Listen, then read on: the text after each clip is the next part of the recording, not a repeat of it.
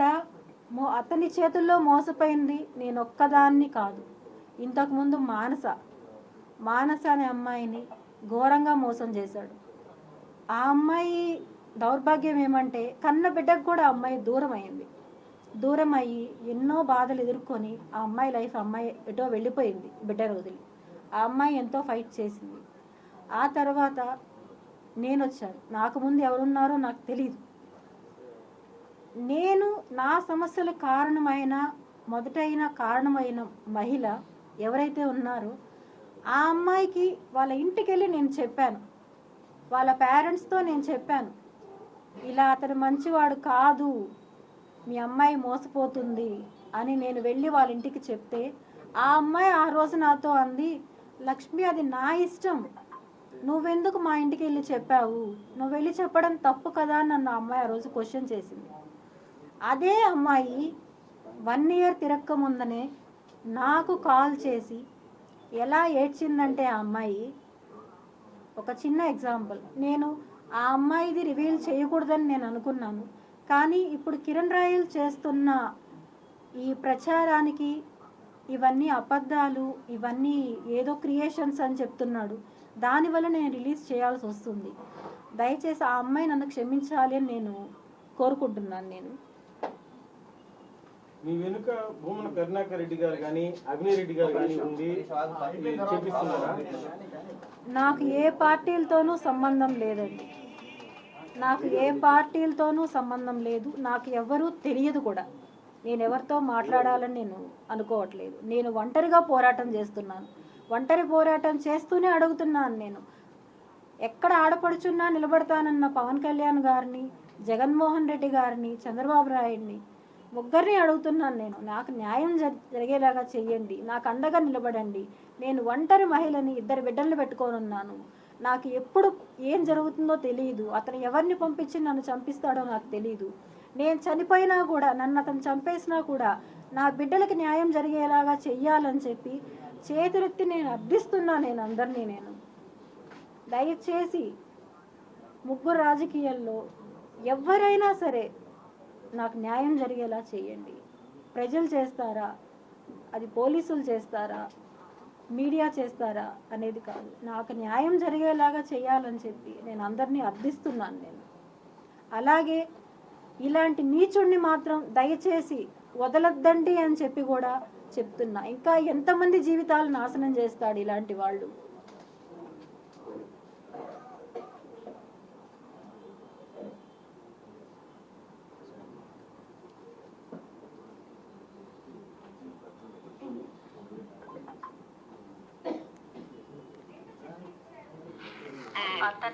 అదే అంటున్నా, అతనితో ఉండే వాళ్ళే నాకు చెప్పారు, అక్క నువ్వు బాధపడతావు,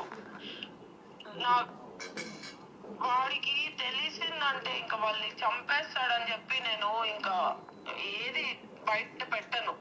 వాళ్ళు ఉండే వాళ్ళే నాకు వీళ్ళు చెప్తూ ఉంటారు, అక్క నువ్వు బాధపడతావు అక్క, వద్దక్క, ఆయన గురించి నాకు తెలుసు, ఆయన వదలడక్క, ఎప్పటికీ వదలడక్క ఆయన వాళ్ళని, అంతా ఊరికే అక్క, అదంతా సెగక్క, నువ్వు నమ్మద్దక్క అంటాడు. నీకు చెప్పాను కదా విత్తు, 11 years 2013లో నాకు ఒక మాట అన్నాడు నీ గురించి. ఏమన్నాడంటే, నువ్వేదో పీక్తావని, నువ్వేదో డబ్బులు ఇస్తావని, నాకు డబ్బులు ఇచ్చే లక్ష్మిని వదులుకున్నా అన్నాడు.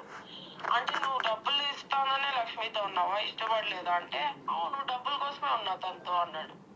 విన్నారు అందరూ? నేను రికార్డ్ చేసిండే బాగుంది, రికార్డ్ చేశాను అనుకుంటా.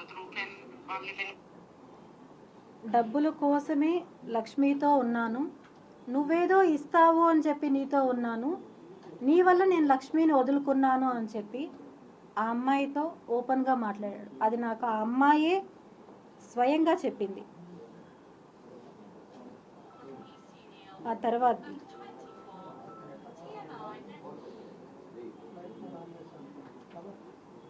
పేపర్లో రాసి పంపి వాట్సాప్ చేస్తున్నాడు. ఎట్లా గుర్తుంటాయి అవన్నీ? సేమ్ అదే, నేను కూడా అదే అంటున్నా, ఎలా గుర్తుంటాయి అవన్నీ? ఓన్లీ నేను క్యాష్ పరంగా ఇచ్చింది మాత్రం ఇస్తాడంట తిరిగి.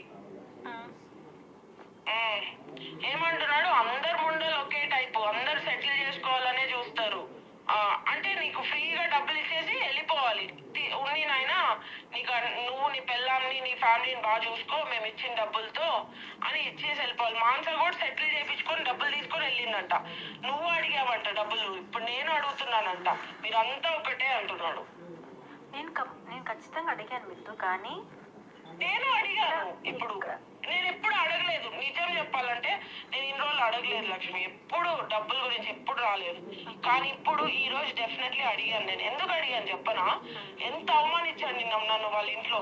అవును, నా డబ్బులు తీసుకొని నా డబ్బులు తినేసి నన్నంతా అవమానించి ఇప్పుడు ఫోన్ చేసి నువ్వు నన్ను తలెత్తుకోనికుండా చేసావు నా వీధిలో.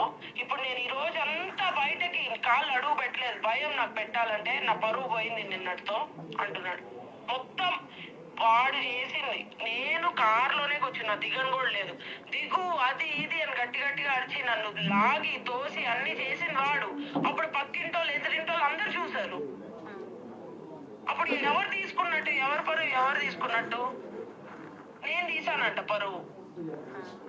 మొత్తం వీధిలో తెలిసిపోయింది. ఇప్పుడు నా పరువు పోయింది, నా లైఫ్. ఇది మళ్ళీ నేను సపరేట్గా సెండ్ చేస్తానండి. ఇప్పుడు పేరు నేను చెప్తాను. ఇలా నా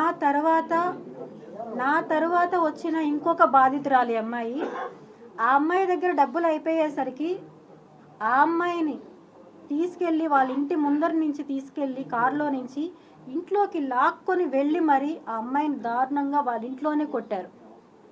వాళ్ళ కొడుకు ముందరే దారుణంగా కొట్టారు ఆ అమ్మాయిని.